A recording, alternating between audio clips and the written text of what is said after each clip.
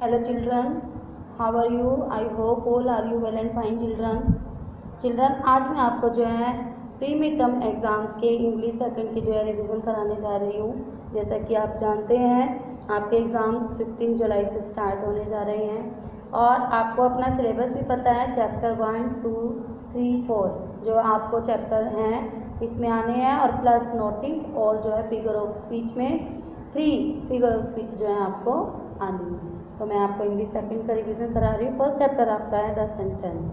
Sentence children, जैसा कि पहले भी मैंने आपको बताया सेंटेंस क्या होता है।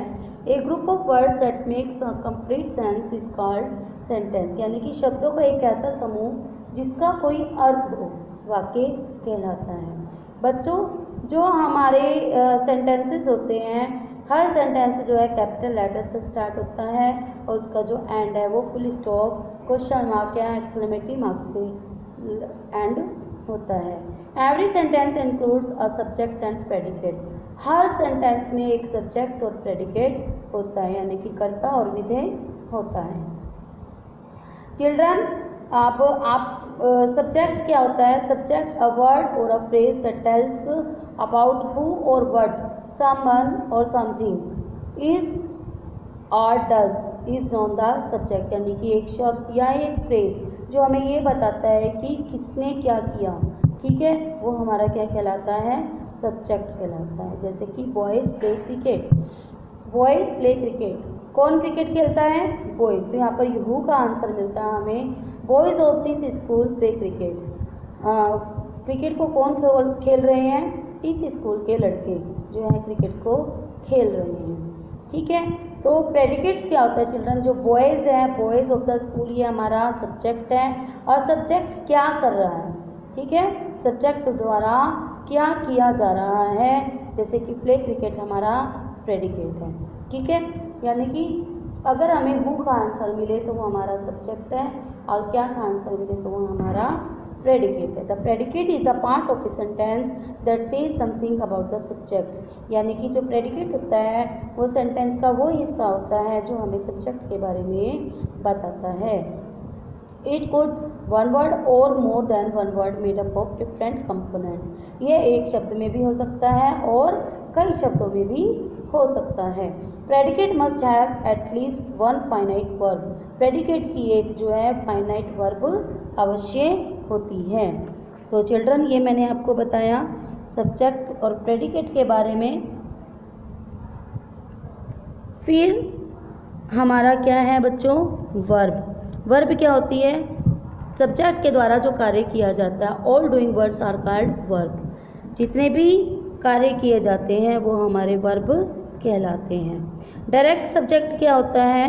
The words that directly receive the action of the verb in a sentence are called direct object, यानी कि वह शब्द जो डायरेक्टली रिसीव किया जाता है, एक्शन रिसीव किया जाता है वर्ब में, वो हमारा क्या कहलाता है? डायरेक्ट वर्ब कहलाता है।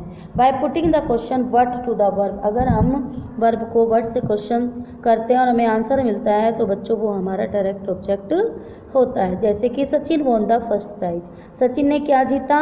फर्स्ट प्राइज जीता। तो यहाँ द फर्स्ट प्राइज हमारा क्या है? डायरेक्ट ऑब्जेक्ट है। The show entertained us, show ने किसे एंटरटेन किया? अस, हमें एंटरटेन किया। तो यहाँ पर बच्चों ये सारे क्या हुए? हमारे डायरेक्ट ऑब्जेक्ट हुए। फिर इनडायरेक्ट ऑब्जेक्ट चिल्ड्रन क्या होता है? Words that do not receive the action directly are called indirect object, यानी कि जो कार्य किया जा रहा है वो सब्जेक्ट को डायरेक्ट रूप में जो है रिसीव नहीं करता और उसको अगर हम हुम से क्वेश्चन करें और हमें आंसर मिले तो बच्चों वो हमारा इनडायरेक्ट ऑब्जेक्ट होता है। जैसे कि the teacher gave him a gift, teacher ने गिफ्ट दिया। किसे गिफ्ट दिया? उसे।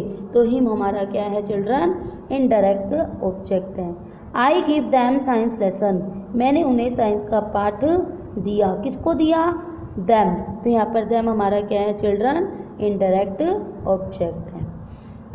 फिर हमारा आ जाता है बच्चों कॉम्प्लीमेंट। कॉम्प्लीमेंट क्या होता है?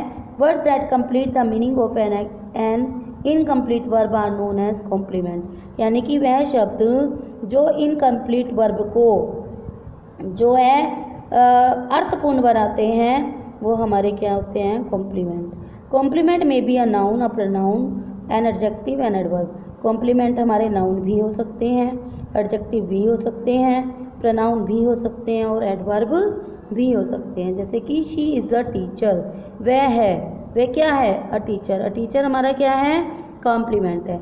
यू आर क्वाइट राइट, तुम बिल्कुल सही हो। ही वॉज वेरी केयरलेस, वह बिल्कुल केयरलेस है, लापरवाह था। तो ये सारे हमारे बच्चों क्या हुए, कॉम्प्लीमेंट हुए।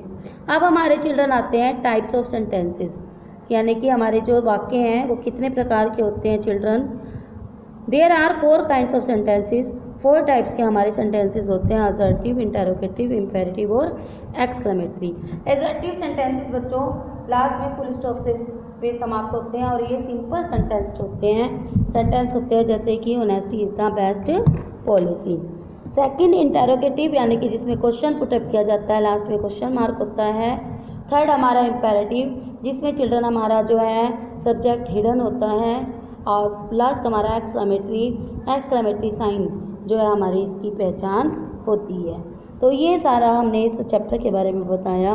फर्स्ट आपका जो अब आपको रिवाइज क्या करना है इन एक्सरसाइज में, सिंपली एक्सरसाइज है ये, आपको बहुत अच्छे से समझना है। सब्जेक्ट प्रेडिकेट क्या होता है आपको छांटना है।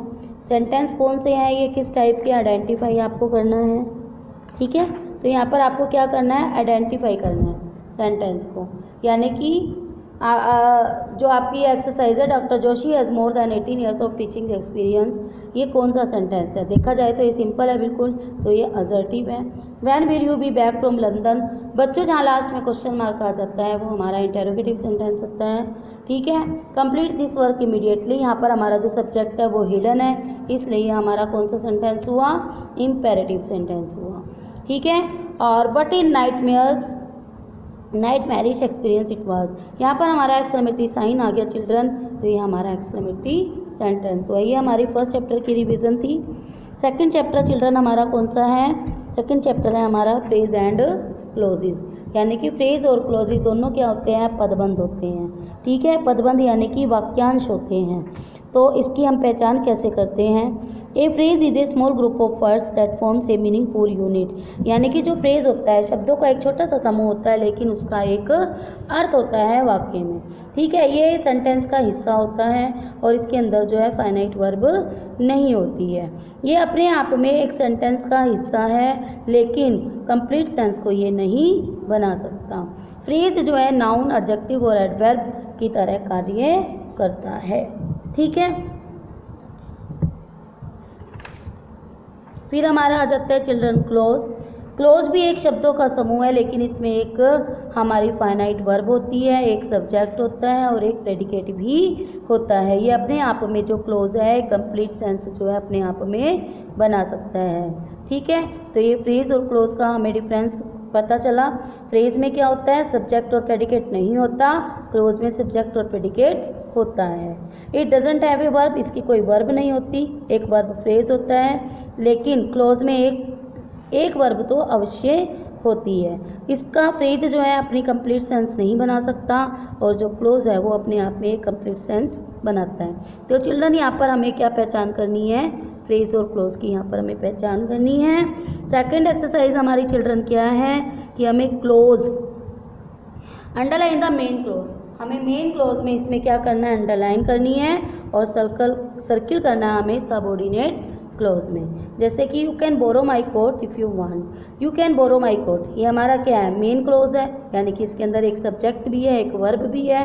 इफ़ यू वांट हमारी क्या है, सबऑर्डिनेट, यानी कि इसके ऊपर ये डिपेंड है।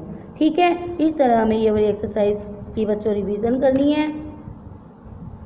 फिर हमारी सी एक्सरसाइज में क्या है, आपको नाउन क्लोज में, यानी कि जो नाउन क्लोज है उस पर अंडरलाइन करनी है। क्लियर। फिर यहाँ पर आपको एक एक्सरसाइज दी गई है जिसमें वर्ड्स दिए गए हैं, हु, हुज, हुम, दैट, विच और वेयर, अकॉर्डिंग टू सेंटेंस हमें इसमें फिल करना है। क्लियर। ये एक्सरसाइज आपकी मोस्ट इंपॉर्टेंट है चिल्ड्रन, पेज नंबर 17 पर, जिसमें क्या है, combine each pair of sentences using the adverb, यानी कि साइड में आपको एक एडवर्ब दी गई है और आपको इस सेंटेंस को दोबारा लिखना है उस एडवर्ब को यूज़ करते हुए। जैसे कि Radha finished her homework, she want to meet her friend. अब हमें एडवर्ब कौन सी दी गई है, व्हेन। व्हेन को हमें इसके अंदर फिल करना है और हमें एक सेंटेंस से बनाना है। When Radha finished her homework comma she went to meet her friend. इस तरह second, the school bus had to wait the children were not there. हमें वर्ब दी गई है, कौन सी एडवर्ब, टिल, तो हम क्या लिखेंगे, the school bus had to wait till the children were not there. ठीक है, तो इस तरह आपको जो है ये वाली एक्सरसाइज मोस्ट इम्पोर्टेंट है, आपको इसकी प्रैक्टिस करनी है। क्लियर हुआ? ये हमारा सेकंड चैप्टर था। थर्ड चैप्टर हमारा आर्टिकल्स है। चिल्ड्रन, आर्टिकल्स जैसा कि आप जानते हैं 3 वर्ड्स होते हैं, ए एन और द, और ए एन हमारा कौन सा है, ए और एन हमारा इनडेफिनेट आर्टिकल है, द हमारा डेफिनेट आर्टिकल है। ए और एन चिल्ड्रन दोनों सिंगुलर के साथ यूज़ किए जाते हैं और द हमारा प्लूरल और नेमिंग वर्ड्स के साथ यूज़ किया जाता है। और सुपरलेटिव डिग्री बहुत सारे यूजेस होते हैं द के। ए और एन का हमें कैसे पता चलेगा चिल्ड्रन? एक तो सिंपली है कि हम जो हमारे वोवल्स हैं उनके साथ हमारा एन का यूज़ करता है, प्लस हमें जो है अकॉर्डिंग टू साउंड, जैसे कि हमारी स्वर माला होती है अ आ ई उ ओ ए, हम बोल कर देखें इंग्लिश के वर्ड्स को, अगर हमारा पहला साउंड जो है हमारा ए आ उ ए ई निकलता है, तो यहाँ पर चिल्ड्रन हमें, और वो सिंगुलर है, तो यहाँ पर हमें चिल्ड्रन एन का यूज़ करना है, अदरवाइज़ हमें ए का यूज़ करना है। क्लियर? इस तरह हमारी ये वाली एक्सरसाइज है children, fill in the blanks with a an और द का हमें जो है प्रैक्टिस करनी है। ठीक है, चैप्टर 4 हमारा आता है नाउन और नाउन के काइंड। जैसा कि नाउन आप जानते हैं, नाउन क्या होती है, नेमिंग वर्ड्स होते हैं। ठीक है, चाहे वो एनिमल्स के हों, पर्सन्स के हों, थिंग्स के हों, एक्शंस के हों, क्वालिटीज़ के हों या फीलिंग्स के हों। ठीक है, तो ये आपको नाउन के बारे में तैयारी करनी है और इसमें आपको जो एक्सरसाइज करनी है, यहाँ पे आपको फिल करना है, फिल इन द ब्लैंक्स। ठीक है, ये वाली एक्सरसाइज जो है डी पेज नंबर 27 पर अच्छे से तैयारी करनी। तो सारी एक्सरसाइज की तैयारी अच्छे से है, पर इसे ज़्यादा अच्छे से तैयारी करनी है, मोस्ट इम्पोर्टेंट है।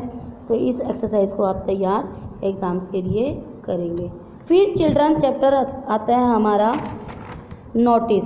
जैसे कि 3 नोटिस जो हैं आपको दिए गए थे एग्ज़ाम करने के लिए वर्क में, तो उन 3 नोटिस को आपको क्या करना है, तैयारी करनी है नोटिस की,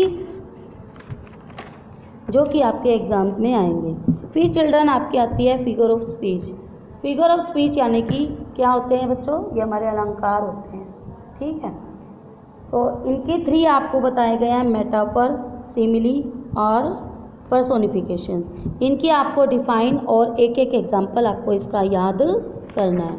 ठीक है, ये रे नोटिस में जैसे मान लो आपको ये दे दिया गया, तो आपको इसके अकॉर्डिंग नोटिस लिखना है। ब्लड डोनेशन बैंक, ये 3 नोटिस हैं, इनमें से कोई सा भी एक नोटिस जो है आपको एग्ज़ाम्स में आएगा और आपको इसकी प्रिपरेशन बड़े ध्यान से करनी है, तैयारी करनी। आई होप आपको समझ में आया होगा कि ग्रामर की तैयारी किस तरीके से हमें करनी है और हम इसके अकॉर्डिंग जो है रिवीजन के अकॉर्डिंग तैयारी करेंगे और बड़ी ही ईमानदारी से हम एग्ज़ाम देंगे।